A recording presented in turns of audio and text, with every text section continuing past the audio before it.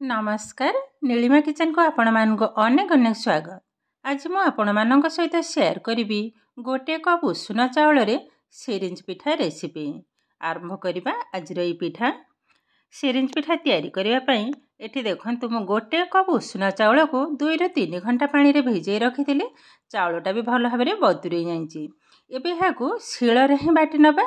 शिळ रे बाटिले ये आणटा भल हम टिके काठुआ काठुआ टाइप हम आ ग्राइंडर एतेटा भल हेनी। एबे देखंतु चाउलटा को मध्य मु भल भाबरे बाटी नेछि। एकदम स्मूथ बटाटा रेडी हो गलानी।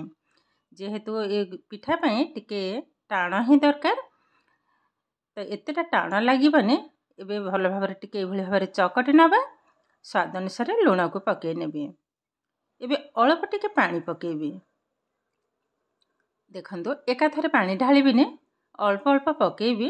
तापर एभली भाबरे चकटी नेबी।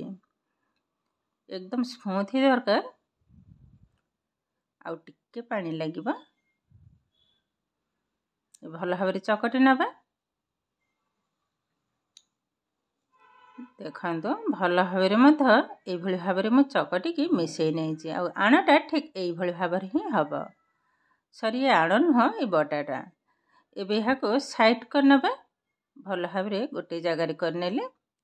एबे कोन करिबा देखंतु ए पिठा तयारी पई मु एमती गोटे सिरिंज नै जे बड़ साइज रो खोली नबा। ए जो ए साइड रे देखंतु एहाको मु गोटे छुंची साहाय्य रे गरम करिके ए भनी भाबरे कोणा कर नै छी। जेहेतु हमर सिरिंज पिठा तयारी करिवार अछि।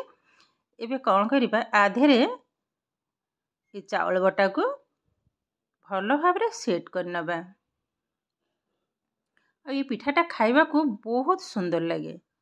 थरे हेले भी ये पिठा तैयारी करी खाइबे देखिबे बहुत सुंदर लागिबो। आ तैयारी करबा भी एकदम सहज। देखंतु पूरे नेले। एबे कोन करिबा देखंतु मु एठी इडली छांच नै छी। आधे रे तेल को मध्य ब्रश कर नै छी। एबे सिरिंज रे लगे नबा। भल भाबरे देखंतु केते आराम रे ए भल भाबरे पडुची। बस एबे इडली छांचरे ही समान आकार सब जाक छांचरे ए भली भाबरे सेव टाइप रो हबो। तो ये पिठा को बहुत लोग सिरिंज पिठा भी कहंती बाबुई पिठा भी कहंती। आ पिठाटा खाइबा किंतु एते सुंदर लगे। आ एकदम कम खर्च रे अल्प समय रे पिठा हमर रेडी हो जो। बेसी टाइम लागिबनी। जस्ट 2 ରୁ 3 मिनिट ही लागिबो। देखंतु किते सुंदर भाबरे रेडी हो जाउचे। तो ए भली भाबरे मु सब जाक छांचरे मु पिठा तैयारी करनेबी। ऑलरेडी गैस रे पानी बसै नै छी। पानीटा भी गरम हेले आने। एबे गोटी गोटी छांच को बसै नबा। देखंतु बहुत सुंदर भाबरे पिठा हमर एकदम रेडी हो गलानी। केतेटा सुंदर देखा होची देखंतु। आरी भीतर मु दीटा बसै नै छी। एटा लास्ट एबे हाको कवर कर नबा 2 ରୁ 3 मिनिट। बेसी टाइम लागिबनी। जस्ट 2 ରୁ 3 मिनिट। तापरे ही खोलिबा। एबे 3 मिनिट हे गलानी। एबे कवरटा को खोली नउची। देखंतु पिठाटा सुंदर भाबरे सिझी जाईची। एबे गैस टा को बंद कर नबा। आधे सब जाक बाहर कर नेबे। टिके ठंडा हैला परे ही पिठा को बाहर करिबा। ओल्हे आनले एबे चामच रे टिके साइड तो बाहर कर नबा। ए किंतु आराम रे एकदम बाहर जीवो। देखंतु पिठाटा केतेटा सॉफ्ट बनी छी। आ देखिबा को केतेटा सुंदर देखंतु बहुत सॉफ्ट बनी छी। तो सब जाक आग प्लेट मु उठै नेबे। देखंते तोर हाथ रे ही उठै नउची। आराम से बाहरी जाउची।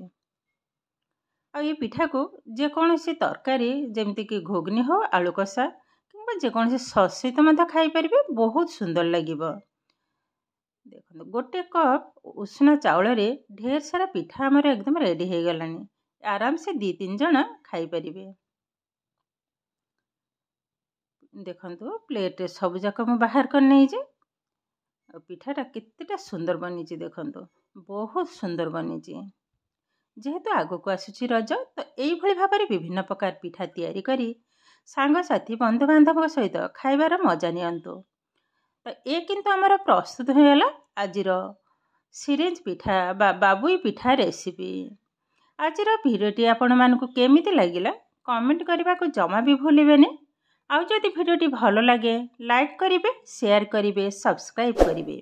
ଏମିତି ଆହୁରି ନୂଆ ନୂଆ ଭିଡ଼ିଓର ନୋଟିଫିକେସନ୍ ପାଇବା ପାଇଁ ପାଖରେ ଥିବା ବେଲ୍ ଆଇକନ୍କୁ କ୍ଲିକ୍ କରିବେ। ତାହେଲେ ଆଜି ପାଇଁ ରହୁଛି, ପୁଣି ଦେଖା ହେବ ଆଉ ଏକ ନୂଆ ଭିଡ଼ିଓରେ। ନମସ୍କାର।